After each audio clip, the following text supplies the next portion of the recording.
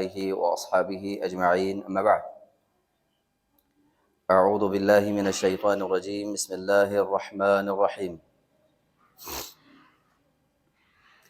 وکلوا من رزقہ، وقال تعالی فی موضع آخر فإذا قضیت الصلاة فانتشروا فی الأرض وابتغوا من فضل اللہ واذکروا اللہ کثیرا لعلکم تفلحون۔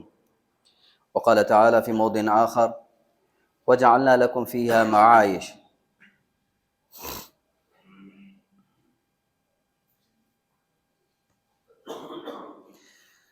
موضوع کے حوالے سے تو آپ کے علم میں ہے، میں تمہیداً کچھ باتیں ذکر کر کے آگے چلوں گا۔ ایک مرتبہ سیدنا ابو ہریرہ رضی اللہ تعالیٰ عنہ باہر نکلے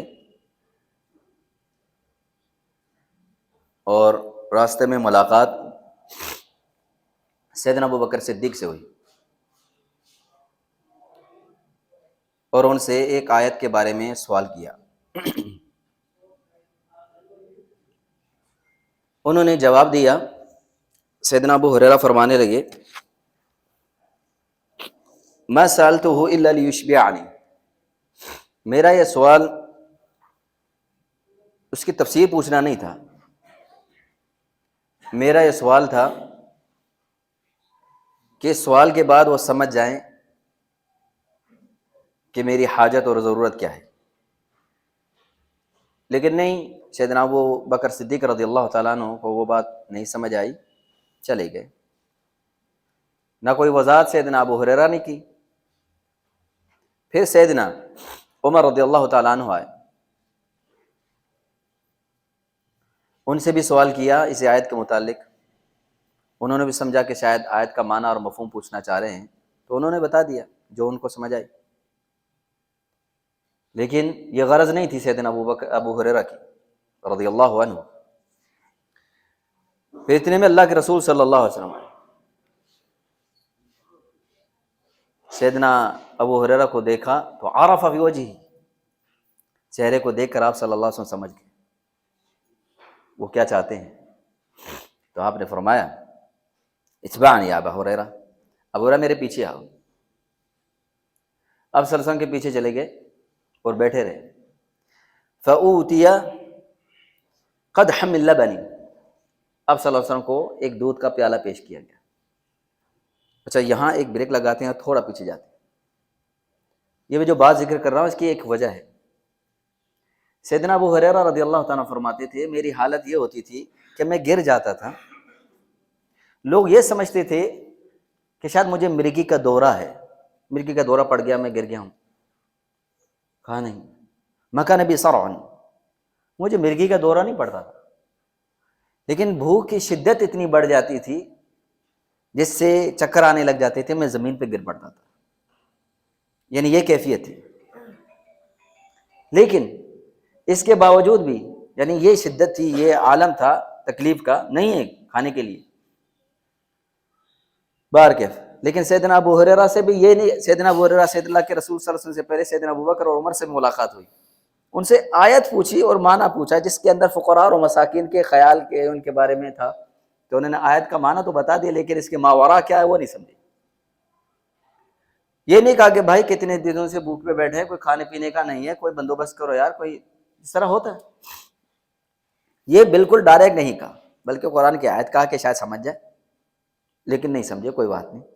سیدنا عمر سے پوچھا، وہ بھی نہ سمجھے، لیکن حکیم الامت اللہ کے رسول صلی اللہ علیہ وسلم تو جان لیں گے صلی اللہ علیہ وسلم۔ آپ صلی اللہ علیہ وسلم نے پہچان لیا چہرے سے، آپ نے فرمایا آ جاؤ۔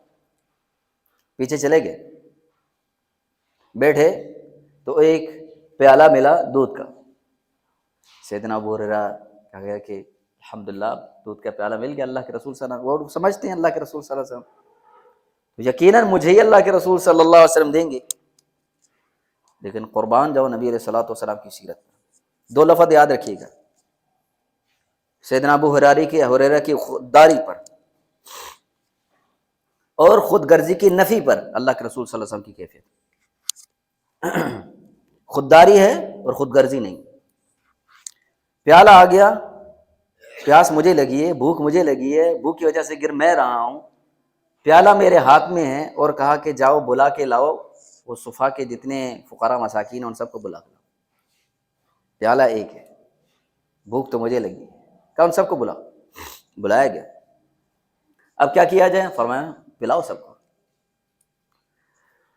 فرمایا میں سب کو پلاتا گیا، یعنی یہ بھی بندے کے صبر کا امتحان ہے کہ ایک چیز سامنے اور ہاتھ میں ہے لیکن کھا نہیں سکتا، پی نہیں سکتا، زبان پہ اس کا ایک گھونٹ، یعنی منہ میں ایک گھونٹ نہیں لے سکتا، یعنی خود غرضی یوں کہ نا میں بھائی خود غرض مجھے ملا، میں کہوں اللہ کے رسول کی کیا بات ہے، بھوک مجھے لگی ہے، میں سویرے سے وہاں روڈ پہ میں کھڑا تھا راستے پہ سے، آپ سمجھ گئے، لیکن نہیں، سبحان اللہ، تکلیف ہے لیکن خودداری بڑی ہے، تکلیف ہے لیکن خودداری بڑی ہے، اس کے باوجود بھی کہا کہ پلاؤ، اور اسی آدمی کو کہا جا رہا ہے جو جس کو بہت زیادہ ضرورت ہے اس کی، کہا کہ پلاؤ ان سب کو پلایا گیا۔ اب کتنے ہوں گے؟ ایک دو پئیں گے، پیالے میں سے کتنا پئیں گے لوگ؟ اگر ایک گھونٹ بھی پی لیں تو پیالہ تو جو دودھ ہے ختم ہو جائے گا۔ لیکن سبحان اللہ، سیدنا ابو ہریرہ رضی اللہ تعالیٰ، اللہ کے رسول صلی اللہ علیہ وسلم کے اس فرمان کو سننے کے بعد سب کو دودھ کا پیالہ پیش کرتے ہیں، سب نے پیا سے روکے، سب فارغ ہو گئے، تو کہا کہ ما بقی الا انا وانت یا رسول اللہ، کہ اللہ کے رسول اب باقی کوئی نہیں بچا، میں اور آپ بچے ہیں۔ کہا میں نے پیالے کی نظر دوڑائی تو پیالے میں دودھ ایسا ہی ایسا تھا جو پہلے تھا، ذرا بھی کمی اس کے اندر نظر نہیں آئی۔ کہا کہ ابو ہریرہ پی لو آپ، تو کہا ادب کا تقاضا نہیں کہ میں پہلے پی لوں، اللہ کے رسول صلی اللہ علیہ وسلم، آپ نے فرمایا نہیں ابو ہریرہ آپ نہیں پینا، آپ پئیں۔ پیا اور کہا کہ اب میں یہ بھی تو نہیں کہ چلو بھوک لگی اور سارا ہی بندہ پی لے اور سارا ہی بندہ کھا لے، اگلے کا خیال ہی نہ رکھے، تو کچھ پیا اور کہا کہ اللہ کے رسول یہ لے، آپ نے فرمایا اور پیو، پھر دوبارہ پلایا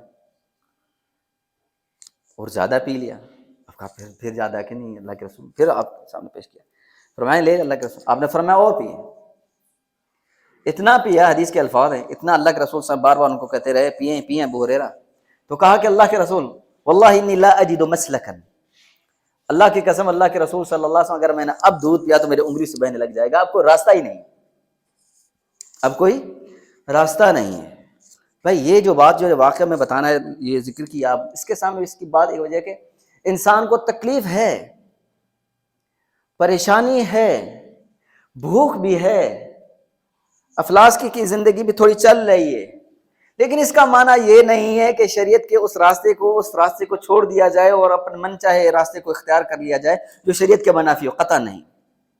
سیدنا ابو ہریرہ رضی اللہ تعالیٰ فرماتے ہیں کہ نبی علیہ الصلوۃ والسلام کے پاس رہنے والے صفا کے اندر، یعنی مسجد نبی کے اندر جو چبوترا بنا تھا جہاں وہ رہتے تھے، ان کی حالت یہ تھی، فرمایا ان میں سے کچھ کے لوگوں کے پاس چپل نہیں تھی پہننے کے لیے، چلو کوئی نہیں، چپل نہیں تو جرابیں ہیں، موزے ہیں پہن کے گزارا، کچھ کے پاس خفاف، ان کے پاس موزے بھی نہیں تھے، کچھ بھی ننگے پاؤں تھے، چلو کوئی بات نہیں، گزارا ہو رہا ہے، چل رہا ہے، کوئی مسئلہ نہیں۔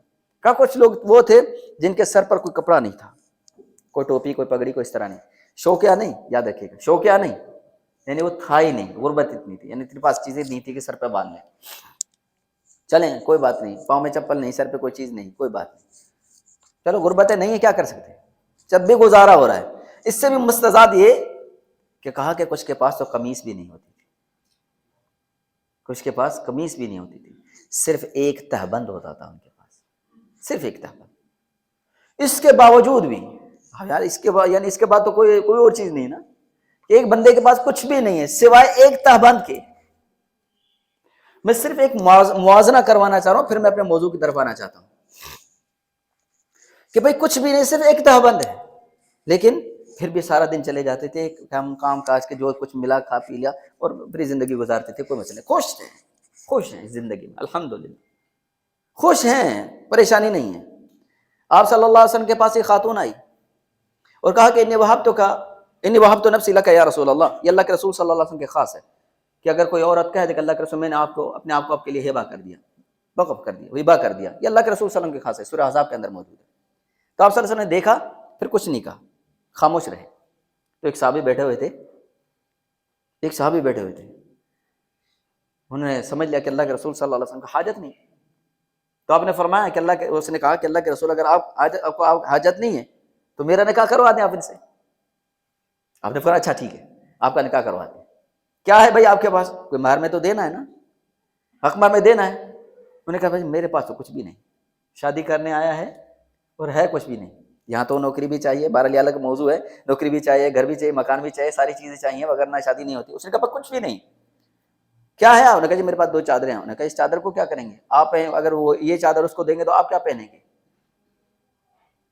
اس چادر کو کیا کرنا؟ آپ نے فرمایا التمس ولو خاتم حدید، جاؤ بھائی اگر لوہے کی انگوٹھی بھی کہیں سے مل جائے نا وہ لے آؤ، چلو اس پر حق مارتا رہا، مہر مکمل کر کے تیرا نکاح کروا رہے ہیں.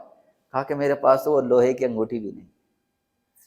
یعنی آپ سوچیں تو صحیح کس اسٹیج پہ کھڑے ہیں.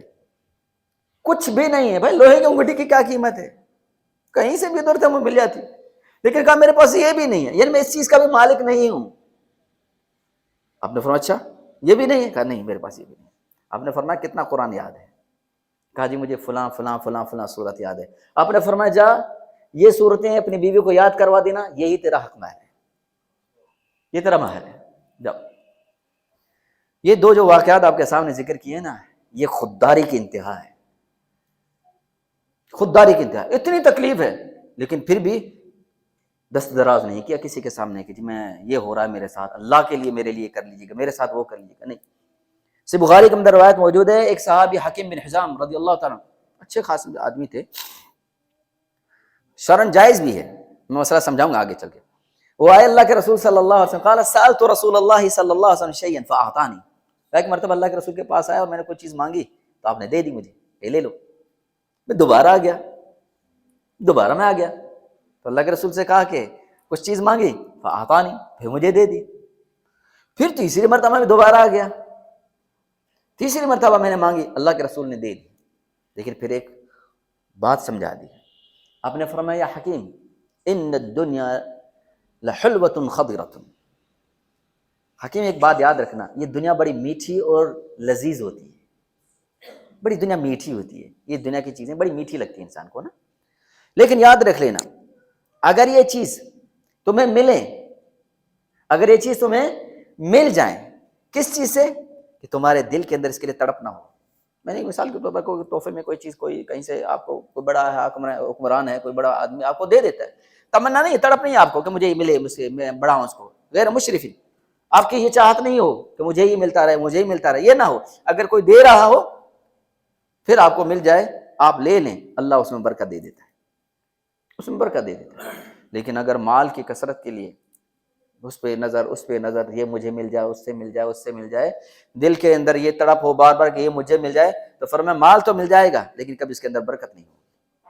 مال تو مل جائے گا لیکن کبھی اس کے اندر برکت نہیں ہوگی. سبحان اللہ. حدیث کے الفاظ ہیں، وہ صحابی کہنے لگا کہ اللہ کے رسول آج کے بعد میں آپ کے بعد کبھی کسی سے کوئی سوال نہیں کروں گا. اسے بخاری میں، آج کے بعد میں آپ کے بعد کسی سے کبھی کوئی سوال نہیں کروں گا. چلے گئے. اللہ کے رسول صلی اللہ علیہ وسلم کا زمانہ گزر گیا، سیدنا ابو بکر صدیق کا زمانہ آیا. مال غنیمت، مال کافی چیزیں آئیں تو سیدنا حکیم کو بلایا کہ آ جاؤ بھائی آپ کا حصہ ہے اس میں لے جاؤ. بلاتے وہ آتے نہیں تھے، مال لے کے جاتے لیتے نہیں تھے. کہتے بھائی لے لو اپنا، تمہارا حصہ ہے، تمہارا رکھا ہوا ہے بیت المال کے اندر، اگر حکمران کی طرف سے بیت المال کی طرف سے ملتا ہے کوئی ممانعت نہیں، لے لو، مل رہا ہے، دے رہے ہیں آپ کو. کہا میں نے نہیں لینا. ارے بھائی ہم دے رہے ہیں، آپ مانگ نہیں رہے، ہم دے رہے ہیں آپ کو. کہا مجھے نہیں چاہیے، کسی اور کو دے دے، مجھے نہیں چاہیے. کتنی مرتبہ سیدنا ابو ہریرہ کہنے ابو بکر صدیق رضی اللہ عنہ کو دینے کے لیے بلایا، ان کو دیا لیکن لیا نہیں انہوں نے، کبھی نہیں. ان کا زمانہ گزر گیا. سیدنا عمر رضی اللہ عنہ کا زمانہ آیا. آپ کو پتا ہے کہ کتنی فتوحات ہوں، ادھر عراق فتح ہو گیا، ادھر شام فتح ہو گیا، ادھر یرموک، سارے علاقے فتح ہو گئے، فارس کے علاقے فتح ہو گئے، بڑی بڑی سلطنتیں سپر پاور جو سمجھتی ساری گر گئی. اتنا مال غنیمت آیا، اتنا مال وافر مقدار میں. بلایا کہ بھائی لے لو، نہیں لیتے تھے. بار بار بلاتے، نہیں لیتے تھے. ایک مرتبہ سیدنا عمر رضی اللہ عنہ میں مسجد میں سب کو بلا کے کہا کہ لوگوں گواہ رہنا، میں بلا کے دے رہا ہوں پھر بھی نہیں لیتا. یہ کیا بات ہے کہ کیوں نہیں لے رہے تھے؟ کہا کہ اللہ کے رسول صلی اللہ علیہ وسلم نے بات سمجھا دی کہ اب کسی سے سوال مت کرنا. اور میں نے کہا کہ اللہ کے رسول آج کے بعد میں کبھی کسی سے کوئی سوال نہیں کروں گا، لوں گا بھی نہیں. حالانکہ دے رہے ہیں. کہا نہیں مجھے نہیں چاہیے، کسی اور کو دے دیں. اس کو کہتے ہیں خودداری، اس کو کہتے ہیں خودداری. اللہ کے رسول صلی اللہ علیہ وسلم نے کبھی بھی جب بھی کوئی ایسا موقع یا ایسا مرحلہ آیا ہے آپ صلی اللہ علیہ وسلم نے وہ راستہ کبھی بھی امت مسلمہ کو نہیں سکھایا جس سے اس کی گردن نیچے جھکتی ہو، جس سے اس کا چہرہ سر اس کا جھک جائے لوگوں کے سامنے، قطع نہیں۔ ایک آدمی کو اللہ کے رسول صلی اللہ علیہ وسلم دیکھا کہ وہ مانگنے آیا اور کوئی چیز طلب مانگنے آ گیا مانگنے کے لیے، آپ صلی اللہ، یہ قصہ آپ کو اتنی مرتبہ سن چکے ہیں، وہ شاید سنا ہوں گے کہ وہ آپ صلی اللہ علیہ وسلم کے فرمایا کہ کیا ہے تمہارے گھر کے اندر؟ کہا ایک میری چادر ہے، خمیلتن، ایک چادر ہے میرے پاس، تو کہا لے آؤ اس کو۔ چادر کو آپ صلی اللہ علیہ وسلم نے کہا کہ کون لے گا یہ چادر مجھ سے؟ کسی نے 1 درہم لگایا، پھر آپ انتظار کرنے لگے، کوئی اور، تو جس نے کہا میں 2 درہم میں لوں گا، آپ نے فرمایا لے لو۔ 1 درہم کا آپ صلی اللہ علیہ وسلم نے اس کو گھر کا راشن لے کے دے دیا، اور 1 درہم کا آپ صلی اللہ علیہ وسلم کلہاڑی لے کر دے دی کہ جاؤ بھائی کام دھندے پہ لگ جاؤ، پھر دوبارہ نظر نہیں آنا۔ کئی دنوں کے بعد وہی بندہ جو مانگنے والا تھا آج کئی درہم لے کر اللہ کے رسول صلی اللہ علیہ وسلم کے پاس پہنچ گیا۔ آپ صلی اللہ علیہ وسلم نے تربیت کی امت کی، مانگنا کام نہیں ہے، مانگنا کام نہیں ہے۔ کبھی بھی شریعت نے یہ اس چیز کی، آپ تو یہ سوچیں بھائی یہ تو بہت دور کی باتیں ہیں، آپ قرضہ لیتے ہیں نا، شرعاً جائز ہے، لیکن بغیر ضرورت اور حاجت کے قرضہ لینے کو شریعت نے پسند نہیں کیا، یاد رکھیے گا۔ اور لوگ نا کوئی بات نہیں، میرا اس پر اس کا اس پر، کاروبار لوگ اور کرتے ہیں، یہ اس کا چل رہا ہے، اس سے لے رہے ہیں، اس سے دے رہے ہیں، چل رہے لاکھوں میں، ابے بھائی دینا ہے۔ حدیث کے الفاظ ہیں، اللہ کے رسول صلی اللہ علیہ وسلم کے ایک آدمی نے پوچھا کہ اللہ کے رسول صلی اللہ علیہ وسلم کے شہید کے سارے گناہ معاف؟ فرمایا ہاں، میرا موضوع نہیں میرا، لیکن درمیان میں بات آ گئی تو میں بات ذکر کر رہا ہوں، ضمن نہیں بات۔ کہا کہ اللہ کے رسول نے فرمایا اللہ تعالیٰ شہید کے سارے گناہوں کو معاف کر دے گا الا الدین، لیکن قرضے کو معاف نہیں کرے گا، شہید سے معاف نہیں کرے گا قرضے کو بھی، یعنی اس چیز کو پسند نہیں کیا گیا۔ دوسرا مسئلہ،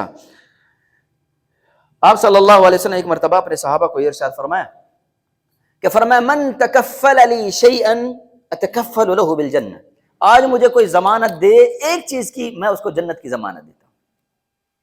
سیدنا صوبان بیٹھے تھے تو فوراً اٹھ کے کھڑے ہو گئے، کہا کہ اللہ کے رسول میں فوراً انا یا رسول اللہ، میں ہوں اللہ کے رسول، میں دیتا ہوں، ضمانت دوں گا، آپ جو کہیں گے میں اس چیز کے لیے گارنٹی، وہ چیز مجھے بتائیں میں اس کو قبول کرتا ہوں، میں ہوں۔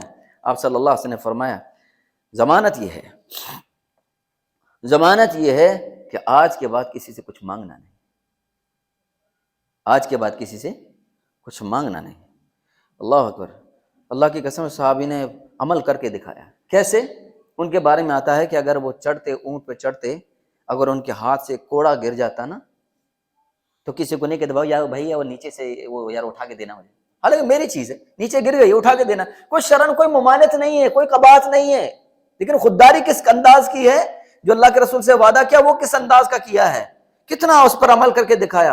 اونٹ کو بٹھانا، اونٹ نیچے سے اترنا، کوئی گاڑی تو نہیں کہ بریک ماری نیچے اتر کے آ گئے، اونٹ کو بٹھانا بھی بڑا آسان کام نہیں ہے، اس کو کھڑا کرنا، بندہ چڑھتے اترتے بندہ گر جائے، یعنی اس کی اللہ تعالیٰ نے ایسی مخلوق بنائی کہ اٹھتے دیکھیں آپ کو اٹھتا کیسے اور پھر بیٹھتا کیسے۔ المہم یہ بھی کسی کو نہیں کہتے تھے بھائی وہ اٹھا کے دے دو، وہ چھڑی جو کوڑا گر گیا، وہ جو لاٹھی گر گئی وہ ذرا پکڑا دے میرے ہاتھ میں، قطع نہیں۔ سیدنا عوف رضی اللہ تعالیٰ فرماتے ہیں کننا سبعۃ او ثمانیۃ او تسعۃ، کہ آپ صلی اللہ علیہ وسلم نے، ہم کہتے ہیں وہ 7 تھے یا 8 تھے یا 9 تھے، اتنے لوگ تھے ہم، تو ایک مرتبہ اللہ کے رسول صلی اللہ علیہ وسلم نے فرمایا الا تبایعوننی، تم بیعت نہیں کر رہے میری، بھائی بیعت کر لو۔ تو نے کہا کہ اللہ کے رسول قد بایعناک، اللہ کے رسول ہم نے تو آتے ہی آپ کی بیعت کر لی تھی۔ پھر آپ سے رکے، پھر آپ نے فرمایا الا تبایعوننی، بھائی تم میری بیعت نہیں کر رہے۔ پھر انہوں نے کہا کہ اللہ کے رسول ہم نے ابھی آپ کی بیعت کی ہے، پھر خاموش ہوئے۔ پھر آپ نے کہا الا تبایعون رسول اللہ، کہ تم رسول اللہ کی بیعت نہیں کر رہے؟ تو فوراً تب اللہ کے رسول نے کہا کہ تو کوئی وجہ تو ہوگی، تو کہا کہ اللہ کے رسول ہم بیعت کرتے ہیں، بتائیں کہ کس چیز کا، علی ما نبایع، اللہ کے رسول بتائیں تو اسے کس چیز پر بیعت کریں۔ آپ صلی اللہ علیہ وسلم نے فرمایا 3 چیزیں، 2 چیزیں بلند آواز سے آپ صلی اللہ علیہ وسلم نے کہی، تیسری چیز آپ نے تھوڑی سی دھیمی آواز میں کہی، یا تو راوی کا کلام ہے یا اللہ کے رسول صلی اللہ علیہ وسلم نے صحابی کو اس طرح کی بات کہی۔ آپ صلی اللہ علیہ وسلم نے فرمایا اس بات پر بیعت لیتا ہوں کہ اللہ کے توحید میں، یعنی اللہ کے ذات کے ساتھ کسی کو شریک نہیں کرنا، نہ ذات میں، نہ صفات میں، نہ اس کے ناموں میں، نہ اس کے افعال میں، کسی طرح اللہ کی ذات کی عبادات کے اندر کسی میں شریک نہیں کرنا۔ جی ہاں، بیعت ہو۔ دوسرا آپ نے فرمایا 5 وقتہ نماز ادا کرنی ہے، اس کی بیعت کرنی ہے۔ میں نے کہا جی بیعت کرتے ہیں۔ پھر فرمایا فَأَسَرَّ كَلِمَةً خَفِيفَةً، پھر تھوڑا سا آواز کم کیا اور آپ نے فرمایا لا تسأل الناس شيئا، آج کے بعد کسی آدمی سے کوئی سوال نہیں کرنا۔ ان کے بارے میں آتا ہے کہ جانور کی اگر مہار اونٹ کی نکیل جو پکڑ کے چلتے ہیں، کہا ان کے ہاتھ سے چھوٹ جاتی نا، وہ رسی چھوٹ گئی ان کے ہاتھ سے، اب گردن تو اس کی لمبی ہے تو ہائیوں کا ہاتھ لمبا کر کے تو کھینچ نہیں سکتے تھے انہوں نے، تو ظاہر بات ہے یہاں تو کسی کو کہتے کہ بھائی وہ رسی ذرا اس کی اونٹ کی پکڑا دے مجھے، جو نکیل اس میں ڈلی ہوئی ہے، تک یہاں تک کسی کو نہیں کہتے تھے، یہاں تک کسی کو نہیں کہتے تھے۔ کیوں؟ پھر آپ صلی اللہ علیہ وسلم نے انہوں نے کہا کہ ہم نے اللہ کے رسول سے بیعت کی، باوجود کہ جائز ہے، باوجود کہ یہ چیزیں جائز ہیں، اس کی ممانعت نہیں ہے، مثال کے بعد کوئی کسی کے پاس کوئی چیز نہیں، کسی کو پانی کا کہہ دیا، کوئی شرعاً ممانعت نہیں ہے، لیکن ان کے پاس اتنی اس بات پر تھی کہ ہم نے اللہ کے رسول سے بیعت کی ہے کہ اب کے بعد ہم نے کوئی چیز کسی سے نہیں مانگی۔ دیکھیں کچھ وہ چیزیں ہوتی ہیں، سوال دو طرح کا ہوتا ہے، سب تھوڑا سمجھ لیجیے گا۔ سوال کے اعتبار سے دو مسئلے ہیں، ایک وہ سوال جس کو شریعت نے بار بار ٹوکا، روکا، منع کیا، اس کی مذمت کی بار بار۔ ایک مرتبہ آپ صلی اللہ علیہ وسلم نے فرمایا جو بندہ بغیر ضرورت کے لوگوں سے مانگتا ہے، وہ سمجھ لے کہ مال نہیں لے رہا، وہ جہنم کی آگ لے رہا ہے۔ اب سمجھ لے کہ وہ زیادہ لینا چاہتا ہے یا کم لینا چاہتا ہے۔ جو بغیر ضرورت کے لوگوں سے مانگنا شروع کرتا ہے تو فرمایا پھر وہ سمجھ لے کہ وہ جہنم کی آگ لے رہا ہے، پھر وہ یہ سوچ لے کہ کم لینی ہے کہ زیادہ لینی ہے، یعنی جتنا زیادہ سوال کرے گا اتنی جہنم کی آگ کو زیادہ لے گا، جتنا کم لے گا اتنی کم لے گا، یعنی یہ نہیں کہ کم کی وجہ سے چھوڑ دیا گا، نہیں۔ اب صلی اللہ علیہ وسلم ایک اور مقام پر فرمایا یہ آدمی قیامت کے دن آئے گا، اس کے چہرے پر گوشت تک نہیں ہوگا۔ کیوں؟ اللہ اکبر۔ ایک تو نقطہ یہ سمجھ آتا ہے کہ اس بندے نے اپنے عزت اور وقار کو دنیا میں کھو دیا، عزت اور وقار کو کھو دیا۔ بھائی کسی کے سامنے ہاتھ پھیلانے کا مطلب کیا سمجھتے؟ یعنی اپنے آپ کو بالکل نیچے گرا دینا، نچلی سطح پہ کر دینا ہے، نیچے سطح پہ۔ تو کہا جب اس نے اپنا وقار ہی نہیں باقی رکھا تو اس کا وقار قیامت کے دن کون سا رہے گا؟ جب اس نے اپنی عزت کی حفاظت خود نہ کی تو قیامت کے دن کون سی اس کی حفاظت رہی؟ تو کہا کہ قیامت کا دن ہوگا اس کے چہرے پر گوشت کا ٹکڑا، یعنی جس پر چہرے پر گوشت نہیں ہوگا، اور بعض میں خدوش ہوں گے، اس کے نوچے ہو گئے نشان چہرے پر ہوں گے۔ المہم تو آپ صلی اللہ علیہ وسلم کی روایت میں یہ ذکر فرمایا ہے۔ صحابہ، اب سوال کے حوالے سے یاد رکھیے گا کہ جب سوال کیا جاتا ہے کسی حوالے سے تو دو صورتیں سمجھ لینی۔ آپ صلی اللہ علیہ وسلم نے فرمایا سوال کرنا کسی کے لیے جائز نہیں ہے، الا للثلاثہ، صرف تین لوگوں کے لیے سوال کرنا جائز ہے، تین لوگوں کے لیے سوال کرنا جائز ہے۔ نمبر ایک، رجل تحمل الحمالہ واخذ الضمانہ، دو یعنی ایک آدمی وہ جس نے کسی کی ضمانت لے لی، میں کر لوں گا، اب وہ ضمانت تو لے لی لیکن اس کے کام اس کے پہنچ سے دور ہے، وہ اس کی ادائیگی کر نہیں پا رہا، اب کیا کرے؟ کسی کی ضمانت لے لی، کسی کی چٹی اپنے سر لے لی جس کو ادا نہیں کر پا رہا، تو شریعت نے کہا کہ اس کو اجازت ہے کسی سے مدد مانگ لے، اور کسی کو کہ بھیا میں نے سر پہ وہ چیز تو لے لی ہے لیکن میں ادا نہیں کر پا رہا، آپ میرے سے تعاون کریں، اس کو شریعت نے اجازت دی، لے لو۔ فرمایا تب تک اس کو اجازت ہے جب تک وہ بوجھ اس کے سر پہ اتر نہیں جاتا، اس کے بعد اس کے لیے جائز نہیں ہے، پہلی بات۔ دوسرا، آپ صلی اللہ علیہ وسلم نے یہ بھی ارشاد فرمایا اس کے لیے بھی سوال کرنا جائز ہے۔ اصابت و جائحۃ، دو اس کی معنی یاد رکھیے گا، اللہ سب کی حفاظت فرمائے۔ کسی کا ہرا بھرا فصل تھا، کھیت تیار تھا، خدا نہ خاصا کوئی ایسا کوئی طوفانی معاملہ ہو گیا، جس طرح یہ ہوتے ہیں کھیت بنے ہوتے ہیں، مثال کے گندم کے ہوتے ہیں، کس طرح کی پوری فصل تیار ہوتی ہے اور کبھی کبھار ایسا ماحول ہو جائے، ایسی بیماری لگ جاتی ہے، پورا فصل تباہ ہو جاتی ہے، پوری فصل تباہ ہو جاتی ہے، پورا کھیت اجڑ جاتا ہے۔ کبھی کبھار ایسا ہوتا ہے فصل تیار ہوتی ہے، مثال کے طور پر کھجور کے فصل تیار ہوتی ہے، اگر یہ بارش ہو جائے پورا فصل خراب ہو جاتی ہے، پوری جو تمر ہوتی ہے، کھجور ہوتی ہے، ساری خراب ہو جاتی ہے، بہت نقصان ہوتا ہے، پوری فصل تباہ ہو جاتی ہے۔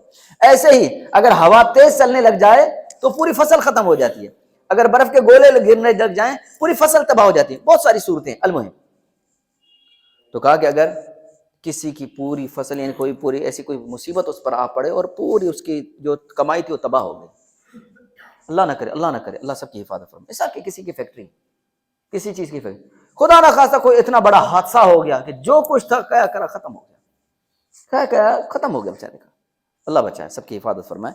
خدا نہ خاصا کسی کی فیکٹری میں آگ لگی، کوئی مسئلہ ہو گیا، کوئی ایسا معاملہ ہو گیا جس کا جو بیچارہ تھا سب کچھ ختم ہو گیا، شریعت نے کہا اس کو اجازت ہے، اس کو اجازت ہے، کیونکہ تو اس کو تو سب کچھ چلا گیا، اس کو اجازت ہے یہ لوگوں سے لے، کیونکہ اس پر تو اب اور بھی بڑی مصیبتیں ہیں. ایک تو ایک اس کی اپنی چیزیں بھی چلی گئیں، اوپر سے لوگوں سے لیا ہوا مال ہوگا وہ بھی اس کے ذمہ ہے. تو فرمایا اس کو اجازت ہے یہ لوگوں سے مدد لے سکتا ہے، لوگوں سے مانگ سکتا ہے. یعنی وہ مانگنا جس کا دوبارہ عوض نہیں ہے. ایک ہوتا ہے بھائی مجھے ابھی قرضہ دے دے میں بعد میں دے دوں گا، اس کی تو اجازت ہے ہی ہے، لیکن یہ مانگنا ہے جس کے بعد دوبارہ واپس نہیں کرنا، یہ بات ہے. تو شریعت نے کہا کہ اس کو بھی اجازت ہے. تیسرا وہ آدمی اصابہ فقر، وہ آدمی جس کو شدید فقر پہنچا ہو، لیکن ایسے نہیں کہ آج تو ہر ایک آدمی کہتا ہے مجھے تو پتہ نہیں، رونے دھونے شروع ہو جاتے ہیں، اتنی باتیں کرتے رہتے ہیں.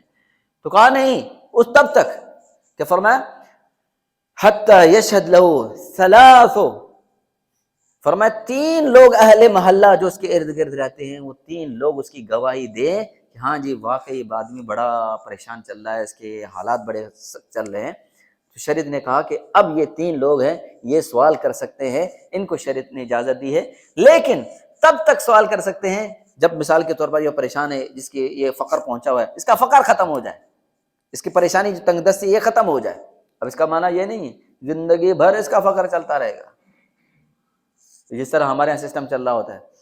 تو یہ سسٹم بالکل غلط ہے جو ہمارے یہاں مثال کے طور پر رائج ہے، کہ لوگوں نے تو اس کو کاروبار بنا دیا، اور اس کاروبار کے پیچھے اس چکر کے اندر تو بڑے جرائم جنم لیتے ہیں. یقین جانیں اتنے جرائم ہیں، آپ اگر اس کی تاریخ کو پڑھیں.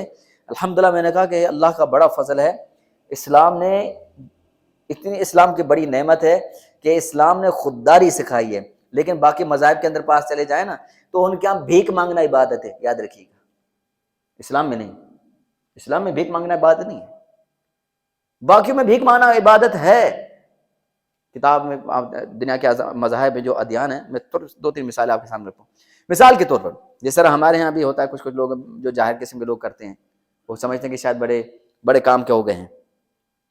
ہندو مذہب میں بدھ ازم کے اندر جو بوزا کی پوجا کرنے والے ہیں، ان کے ہاں جو جن کو کیا کہیں پنڈت کہیں، بھگوان کے کیا ہوتے ہیں، جو بھی ان کے ہوتے ہیں، وہ جو گنجا ٹینٹ کروا کے گھوم رہے ہوتے ہیں، ان کے ہاں ان کے لیے ہوتا ہے جی ہاں وہی ہوں گے جوگی. ہمارے یہاں بھی جوگی وہ شام بجائے پھونکنے والے کیا ہوتے ہیں، وہ والے جوگی، ان کے ہاں وہ جوگی ہیں. المہم تو وہ لوگ ان کے ہاں ان کے مذہب کے اندر ہے کہ ان لوگوں کے لیے میٹھا کھانا جائز نہیں ہے، عمدہ لباس پہننا جائز نہیں ہے، کہ راحت والی چیز استعمال کرنا جائز نہیں ہے، کمانا بھی جائز نہیں ہے، یہ بھیک مانگیں گے. ان کے مذہب کی کتابوں میں لکھا ہے یہ بھیک مانگیں گے، ان کے لیے کمانا جائز نہیں، کیونکہ یہ دنیا کے لیے نہیں آئے، باقی بھیک مانگنے کے لیے آ گئے ہیں. یعنی ان کے مذہب کے اندر موجود ہے. ہندو مذہب کے اندر بھی یہ چیز موجود ہے. آپ برہمن کے بارے میں سنتے ہیں کتنے، ان کا جو سب جن کو خدا سمجھتے ہیں، ان کے ہاں یہ برہمن کے لیے جائز نہیں ہے کہ وہ کمائے، بلکہ لوگوں کے جس طرح ہمارے پیر مرید جو بنے ہوتے ہیں، جو بڑے بڑے بیٹھے ہوتے ہیں، آ کے ان کو دے جاتے ہیں، کوئی یہ پتہ نہیں کیا دے کے چلے جاتے ہیں، مریدان حضرات دے کے جاتے ہیں. تو برہمن کے لیے بھی کہ جو 3 باقی قومیں ہیں وہ ان کو دیں گے، ان کی بھیک پر یہ گزارا کرے گا، کمائے گا نہیں، کہ ان کی عبادت ہے یہ. اسلام کے اندر ایسا کچھ بھی نہیں. ایسے ہی کبھی آپ نے دیکھا ہو کہ جب یاترا پہ جاتے ہیں یہ لوگ، تو لمبا سفر ایسے پہن کے، گیرو کپڑے پہن کے نکلتے ہیں لوگ، لمبا سفر کرتے ہیں پہاڑوں کے اندر، تو لوگ راستے میں کھانا لے کے ان کو لے پیش دے، لیتے ہوئے کھاتے ہیں. سبحان اللہ. شریعت نے یہ ان کی عبادت ہے، لیکن شریعت نے کیا بتایا، میں ایک بات بتاتا ہوں. قرآن مجید میں سورہ بقرہ کے اندر اللہ تعالیٰ نے ارشاد فرمایا، جب حج کے موسم، حج کا دن ہے، فرمایا کہ اگر کوئی بندہ، پہلے یہ ہوتا تھا کہ چلے جی ہم حج کے لیے جا رہے ہیں، اللہ کے لیے جا رہے ہیں، چلے جائیں گے، اللہ راستے آسان کرے گا. شریعت نے کہا نہیں، ایسا نہیں ہے. حج کرنے جا رہے ہو، کسی پر احسان نہیں کرنے جا رہے ہیں. حج کرنے جا رہے ہو، کسی پر احسان کرنے نہیں جا رہے ہو، عبادت کرنے جا رہے ہو. اس کا معنی نہیں کہ بھکاری بننے جا رہے ہو تم لوگ. تو فرمایا نہیں، وَتَزَوَّدُوا فَإِنَّ خَيْرَ الزَّادِ التَّقْوَىٰ، تو فرمایا زادِ راہ لے کے نکلو، ایسے بھکاری کی طرح نہیں نکلنا. پھر شریعت نے کہا کہ جب ختم ہو جائے، اگر مثال کے طور پر حج کے لیے چلے گئے، اگر حج کے دوران، حج کے بعد آپ کے پاس پیسے ختم ہو گئے، شریعت نے یہ نہیں کہا کہ اب لوگوں کے جن میں حج کے لیے آیا تھا جی کرایہ ختم ہو گیا کہ اللہ کے لیے میرے ساتھ تعاون کرے. کہا نہیں. سورہ بقرہ کے اندر یہ بات موجود ہے. کہا کہ اگر یہ رضا دیرا ختم ہو جائے تو اس وقت کمانے لگ جانا، کسی سے مانگنا پھر بھی نہیں. یہ شریعت نے کہا ہے.